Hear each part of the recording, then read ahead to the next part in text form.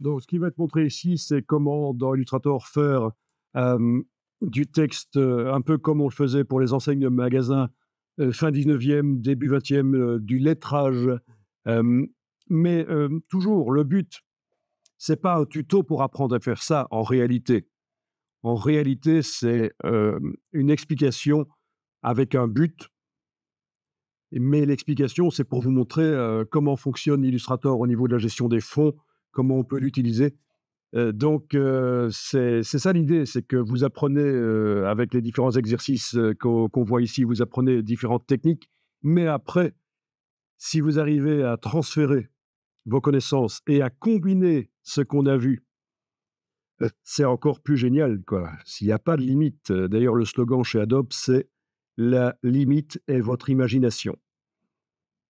Voilà, ceci dit, il n'y a pas que Adobe, on peut aussi utiliser d'autres logiciels pour, faire ce genre de choses. Hem, je ne peux pas aider me présenter ici comme, quelqu'un qui fait la pub de Adobe. C'est juste des outils géniaux, mais voilà, il y en a d'autres, des alternatives.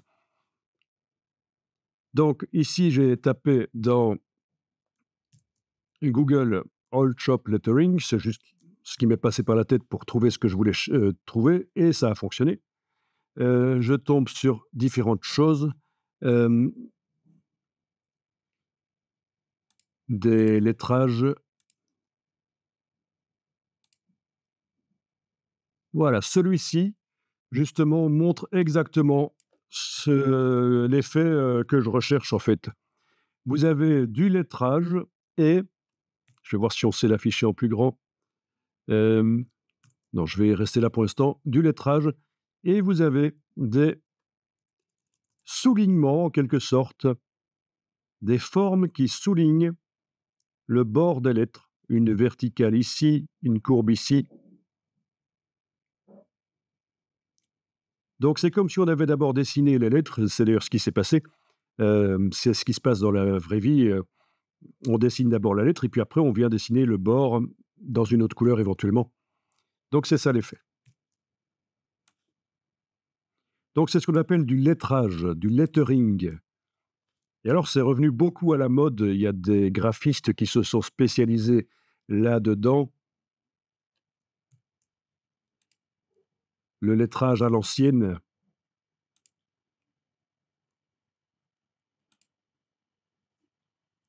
oui, il y a plein de livres là-dessus. Celui-là aussi me montre l'effet que je recherche. Voilà, qu'est-ce qui me fait? Ok.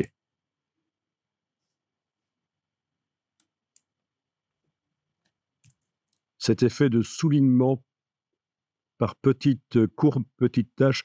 On va l'obtenir évidemment très facilement dans Illustrator par un jeu de décalage de contours.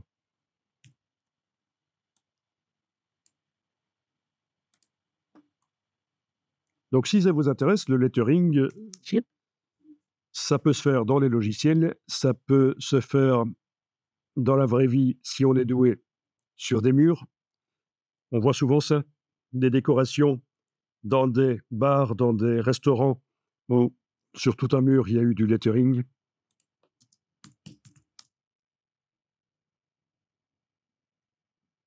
Ce genre-là. C'est plutôt dans le genre Keith Haring, l'artiste pop art, là. Mais ici, c'est plutôt dans le genre ancien, vintage. En voilà une qui est en train de le faire. Donc, c'est pas de la typographie, c'est un peu le cousin de la typographie.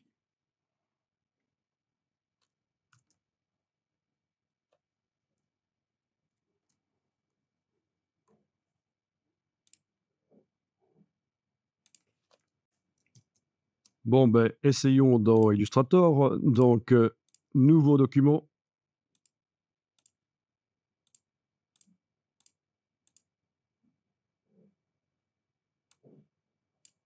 Ah oui, dans ce cas-ci, on aurait besoin d'un calque avec un fond gris derrière, parce qu'on va jouer avec du blanc. Donc, dans la palette des calques, vous allez créer un nouveau calque.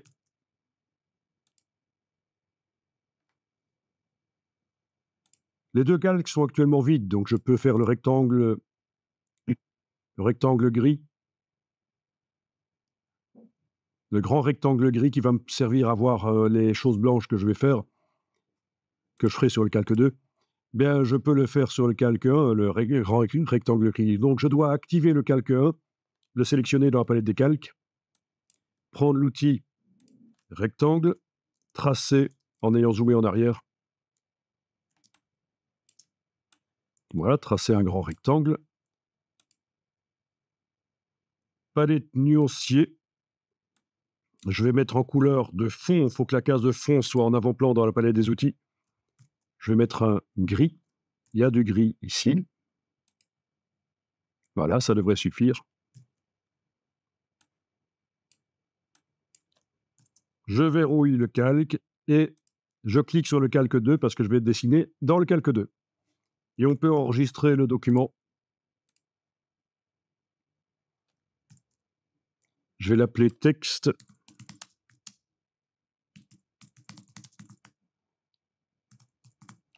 Ancienne enseigne. 01. Vous donnez un peu le nom que vous voulez, tant que vous vous y retrouvez.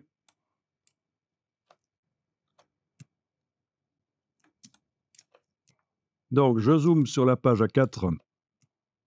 Donc, avec l'outil texte, je vais taper à texte. Donc, je clique. Je tape quelque chose que j'agrandis. Si dans la vraie vie, on pouvait les agrandir comme ça, ce serait génial. Alors, palette de caractères, je vais passer en optique.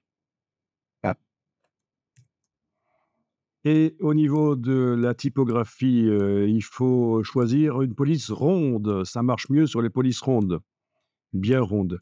Donc, je vais choisir dans la liste ici une police plutôt ronde. Celle-ci est pas mal, mais elle fait penser au XVIIe siècle, au script.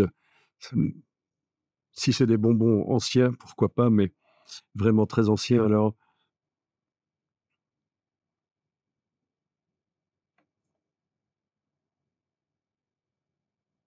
Bon, je vais prendre celle-là dans un premier temps, mais de toute façon, on peut changer la police après puisque le texte va rester dynamique. Au niveau de la variante, il n'y a que du régular. OK.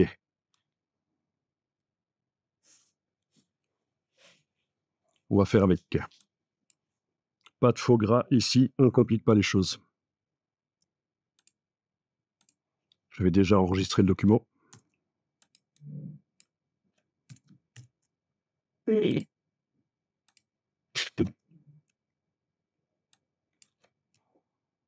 Alors voilà, on va dans la palette des outils, enlever la couleur. Et dans la palette aspect, on va aller ajouter un nouveau fond. Menu fenêtre aspect.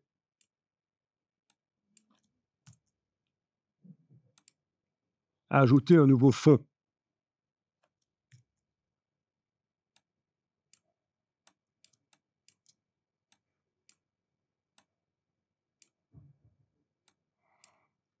Alors ce fond, qui montre pour l'instant du noir, on va le dupliquer. On le prend par sa partie là ou là. Et on l'amène sur l'icône juste à gauche de la corbeille. Ça fait une copie.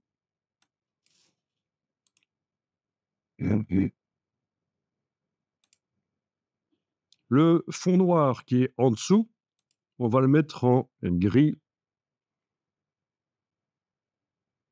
Non, je vais le mettre en brun parce que j'ai du fond gris ici. Justement, c'est plutôt le mettre en brun.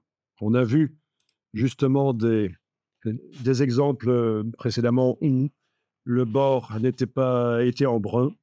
Pourquoi pas?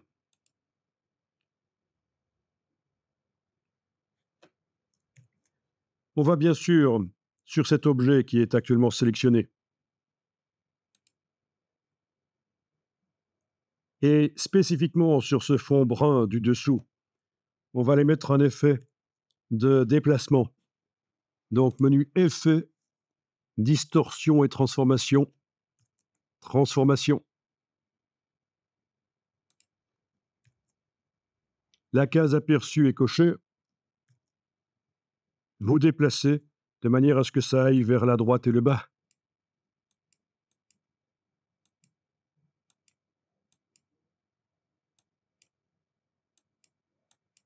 Pas trop quand même, juste un peu comme ça.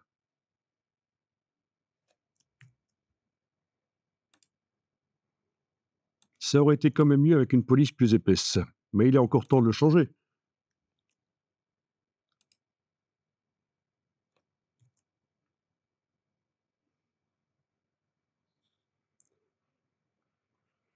Bon,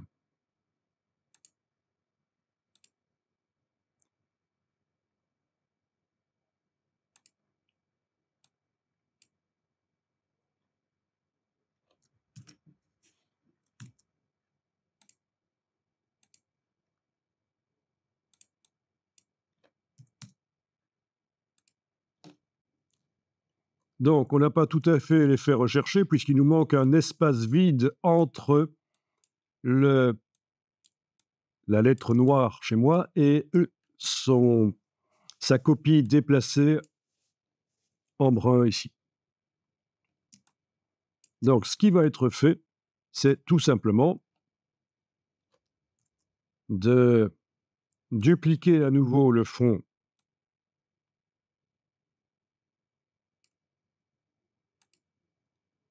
de lui mettre un effet de déplacement.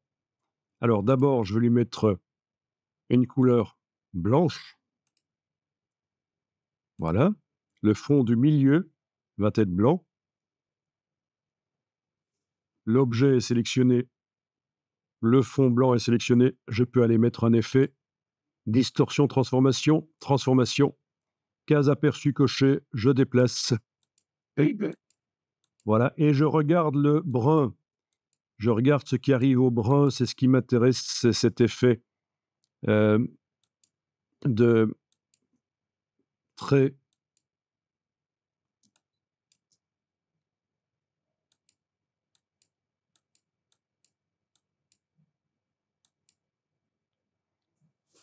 Voilà. Je vais peut-être aller modifier la transformation sur le brun pour le faire un peu plus bas. Voilà.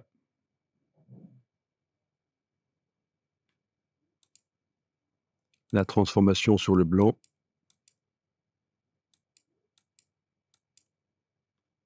OK. Voilà. Si je mettais bien sûr à ce fond blanc plutôt la couleur grise qui est derrière, j'obtiendrais quelque chose de très bien, mais pas vraiment exploitable ailleurs. Donc si vous voulez voir ce que ça donne, il faut bien sûr enlever l'œil en face du fond gris. Et vous voyez l'effet obtenu. C'est un peu ce qu'on recherchait quand même. Et ça marche tant que ça reste sur du blanc.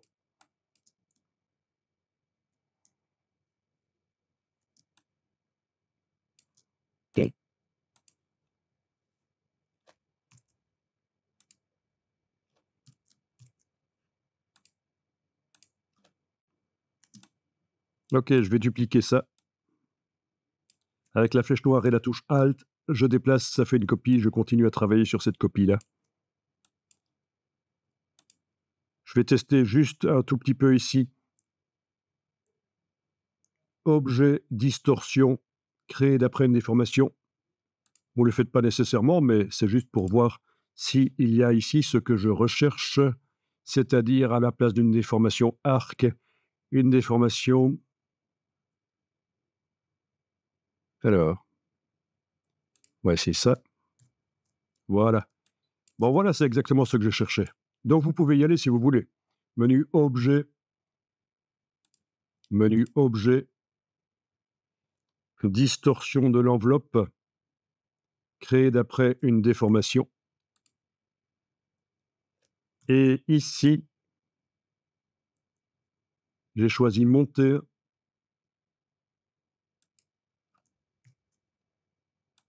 Et j'ai l'effet qu'on avait vu sur, hem, les exemples, c'est-à-dire, si je remontre les exemples, si je les ai toujours là, non, je les ai plus. Hem, oui, ce genre d'effet.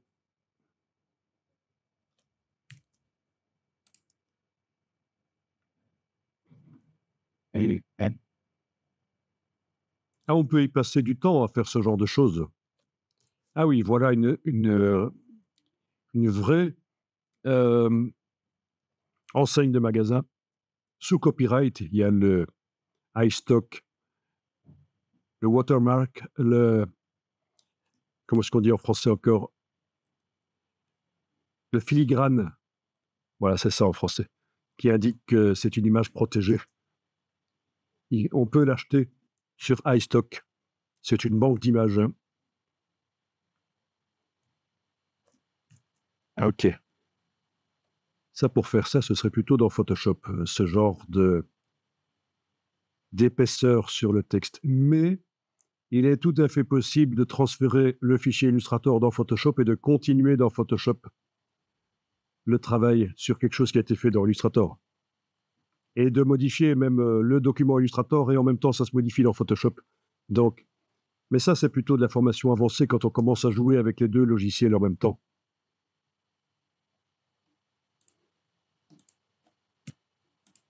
Je vais enregistrer.